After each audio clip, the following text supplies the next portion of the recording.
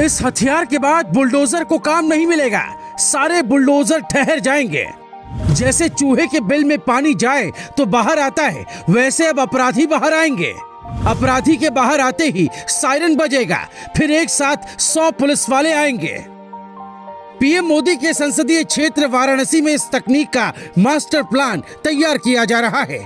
ये plan UP की तस्वीर बदल सकता है। न शोर होगा, न हंगामा होगा। अपराधी जैसे ही घर से बाहर आएगा वो पकड़ा जाएगा। ये पिछले कुछ सालों की शायद एक अच्छी तकनीक साबित होगी। बुलडोजर के सामने छोटा सा दिखने वाला ये है हाई तकनीक सीसीटीवी कैमरा। इस कैमरे में इतनी ताकत है, अगर आप एक बार फोटो दिखाकर ये कोड सेट कर दिया जाए कि आप अपराधी हैं, तो फिर आप मास्क लगाएं, हेलमेट लगाएं या फिर दाढ़ी बढ़ाएं, ये कैमरा आपकी पहचान कर लेगा। वाराणसी के 16 लोकेशन पर 22 कैमरे लगाए गए हैं। जैसे ही आप सड़कों पर आएंगे, वैसे ही ये camera Kashi integrated control room को सिग्नल भेजेगा और वहां सायरन की आवाज आएगी। जल्द ही ये कैमरे अपने काम पर लग जाएंगे। आपको ये कैमरा 200 से 300 फीट की दूरी पर देखते ही सिग्नल भेजेगा। ये नॉर्मल कैमरा नहीं होता है, इसका नाम है फेस रिकॉग्निशन कैमरा, यानी चेहरे की पहचान करने वाला कैमरा। ये कैमरे अपराधियों की सालों पुरानी फोटो, मास्क, हेलमेट या किसी भी प्रकार से ढके हुए चेहरों की भी पहचान कर लेते हैं। अपराधी अपना हुलिया बदलेंगे तो भी कैमरे की नजर से नहीं बच पाएंगे। इस तरह का प्रयोग योगी अकेले नहीं कर रहे हैं। अमित शाह ने संसद में 4 अप्रैल 2022 को एक बिल पेश किया जिसका नाम था आपराधिक पहचान प्रक्रिया संशोधन बिल। आने वाले वक्त में किसी भी प्रकार का अपराध होते ही पुलिस को खोजने के लिए 5 टीम नहीं बनानी होगी। कंप्यूटर और तकनीक की मदद से अपराधी पकड़ा जाएगा।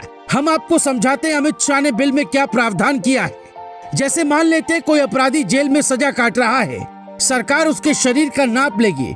नाप में व्यक्ति का फिंगरप्रिंट, फुटप्रिंट, आंखों की आइरिश का नमूना, उसकी तस्वीर, जैविक सैंपल जैसे खून का नमूना, उसके हस्ताक्षर, उसके चलने फिरने का तरीका, उसके चेहरे की बनावट की डमी इमेज तैयार की जाएगी। किस हाथ से लिखता है, कितना तेज चलता है, कैसे बात करता है, आवाज का सैंपल, सब कुछ सरकार रिकॉर्ड करेगी। ऐसा इसलिए क्योंकि जैसे ही कोई अपराध होता है, फॉरेंसिक रिपोर्ट में ये पता चल जाता है कि अपराध कैसे किया गया होगा और पुलिस उसी रिपोर्ट के आधार पर मिलान कर सकती है। अगर कहीं किसी क्षेत्र में कुछ बड़ी घटनाएं होती हैं, तो उसे रोका जा सकता है। किसी देश या राज्य का विकास उसकी कानून व्यवस्था पर निर्भर करता है। यूपी में रोजगार या इसकी संभावनाएं तभी बढ़ेंगी जब कानून व्यवस्था ठीक होगी। बीजेपी सरकार में इसके लिए बुलडोजर को हथियार बनाया गया, लेकिन अब बुलडोजर का काम तो चलता रहेगा, साथ ही चर्चा में आएगा फेस की पहचान करने वाला ये कैमरा। योगी आदित्यनाथ के रहते यूपी में अपराधियों का जीना मुश्किल है। वो कहीं भी रहेंगे, खुद उन्हें थाने चलकर आना होगा। अपराध करने के बाद नेपाल और बांग्लादेश भागने की कहानी अब ज्यादा नहीं सुनी जाएगी। अमित शाह का सवाल था, जब केरल में 100 बीजेपी नेताओं की हत्या की गई थी, जब मानवाधिकार वाले कहां चले गए थे? और जब मोदी सरकार ये कानून ला रही है, तब क्यों शोर हो रहा है? यूपी में अपराधियों के लिए अब जगह नहीं बचेगी। मानवाधिकार वाले भी अगर अपराधियों के साथ खड़े हैं तो गलत है, क्योंकि आज जब देश में अशांति है तो यूपी में शांति सिर्फ इसलिए है क्योंकि यहाँ कानून व्यवस्था अच्छी है। कोई किसी धर्म का हो, उसे बुलडोजर की ताकत का अंदाजा है और सबसे बड़ी बात ये पता है कि योगी क्या करते हैं।